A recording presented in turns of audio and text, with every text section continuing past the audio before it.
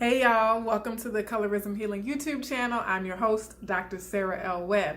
In this video, I'd like to talk to all of you about my 5 favorite self-care practices for the body. I do plan to do a follow-up video at a later date for my self-care practices related to my mental health, but in this video, I'd like to focus on the 5 physical self-care habits that are my personal favorites. So let's jump right in. This countdown begins with number 5, moisturizing. A major part of colorism healing is loving the skin that we're in. One practical way that I like to express love for my skin is to take pleasure in moisturizing it. There's a lot in the pampering and self-care industry that I don't spend money on, but I have no problem splurging on lotions, oils, shampoos, and moisturizers, and medications since I have severe seborrheic dermatitis. Moisturizing has become one of my particular favorites, especially since moving to the Midwest, where the climate is much colder, drier, and windier, which can be really tough on skin. But it's not just the moisture itself that makes moisturizing so important for expressing love to ourselves, to our bodies, and to our skin. It's also the physical touch required to apply the moisturizer. That's where tenderness comes in. Making the time to caress my own skin with a loving hand is healing.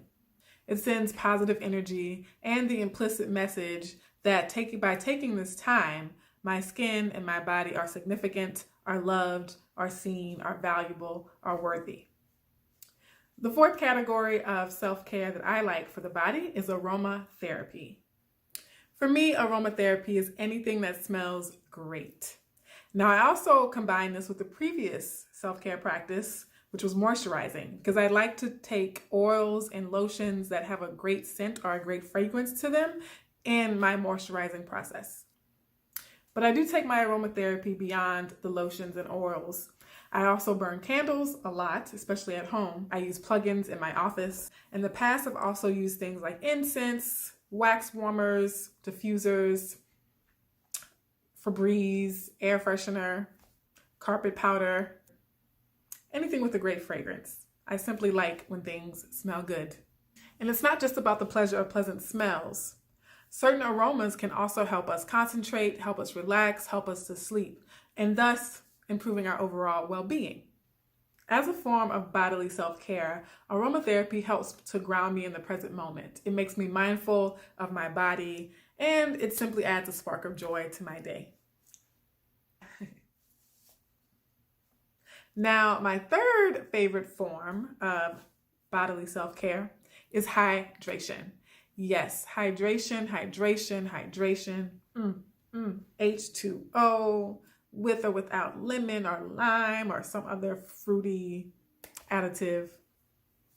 Seriously though, I started by drinking a reusable bottle of water as soon as I woke up and right before going to bed.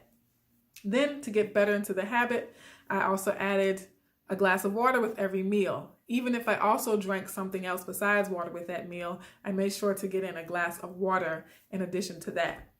I've been doing this for a few years now, and I must say that at some point I simply stopped craving other kinds of drinks. Now, water, tap water in particular, makes up about 90% of what I drink, and on most days, 100% of what I drink.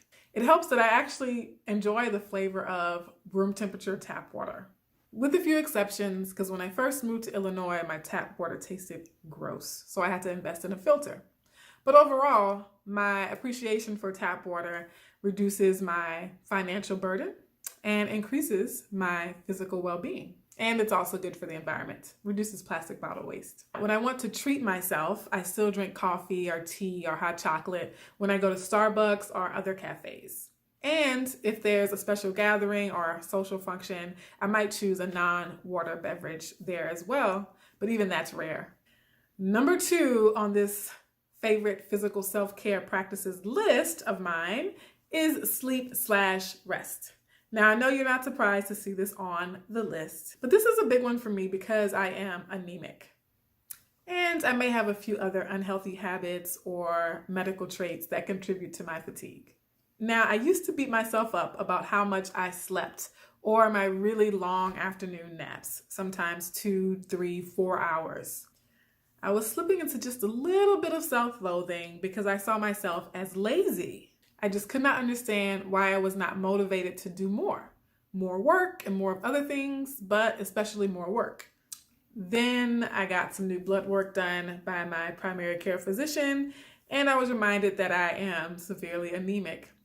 So I got back on iron supplements, recommitted to buying and eating nutritious foods with high iron content in them. And that's been a part of my routine ever since. But regardless of the anemia, I have learned to accept my body's need for sleep, regardless of the underlying reason. This is partly because I became aware of the importance of sleep. Sleep is like the lead domino when it comes to well-being and productivity. But I've also just learned to accept how my body feels without judging it or fighting against it. Okay, now for my number one favorite self-care habit for the body. You guessed it, it's movement. Notice I did not say exercise. I personally love exercise, especially running, but bodily self-care goes far beyond that and includes all types of movement. Dance is by far my favorite type of movement. You dig? I've actually had a reputation for dancing. Like that year in college when random strangers would say that they heard I was a good dancer or that I like to dance a lot. Now, I'm not a so you think you can dance good dancer, but I do have rhythm. I also have to focus on movement because my vocation as being a writer and an educator is actually often very sedentary work where I sit at my desks, yes, plural. I have one at home and one on campus, sitting in front of my computer, my laptop, grading papers, writing, researching, reading, very sedentary things where I'm sitting on my behind for hours. Or at least I could be if I'm not vigilant. I usually try to be aware of how long I've been sitting. Sometimes I use a timer or try to watch the clock, but for the most part, after I complete a specific task, I check in with my body, see if it maybe feels like standing, moving around, walking, stretching, or of course, remember, dancing.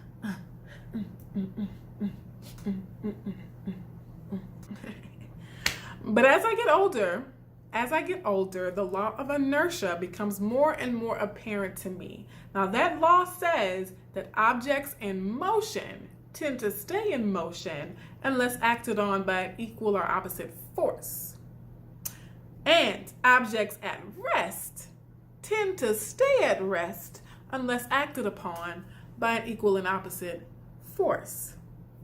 So what does that mean? I am making an effort to move now so that I have healthy mobility when I'm even older. So here's a bonus favorite. That is dietary decisions. This did not make my top 5 favorite lists because it's still an area of my self-care practice that I struggle with, that I'm least consistent with, and definitely not as disciplined with. This all stems from my lack of desire to cook. I think I have the skill, I just don't have any desire, willpower to do it. When I do use the stove or the oven, I tend to pick meals or items that have minimal prep, the fewest number of steps, and the fewest number of ingredients. I also try to opt for healthy options that don't necessarily require cooking, like mixed nuts or healthy cereals or fresh fruits and vegetables and a lot of soups. Okay, so those were my 5 favorite self-care practices for the body, plus a bonus. Now I have a writing prompt for you. You can complete this assignment in the comments below or simply in your own time, maybe in your journal at home, or even email it to me if you'd like. The prompt is to share what your favorite self-care practices are for the body. Why do you like them? Are there any that you're still hoping to incorporate into your day-to-day routine? That's all for now, everyone. Thank you so much for stopping by. My heart goes out to everyone. I hope you're all well. And here's to your self-care journey.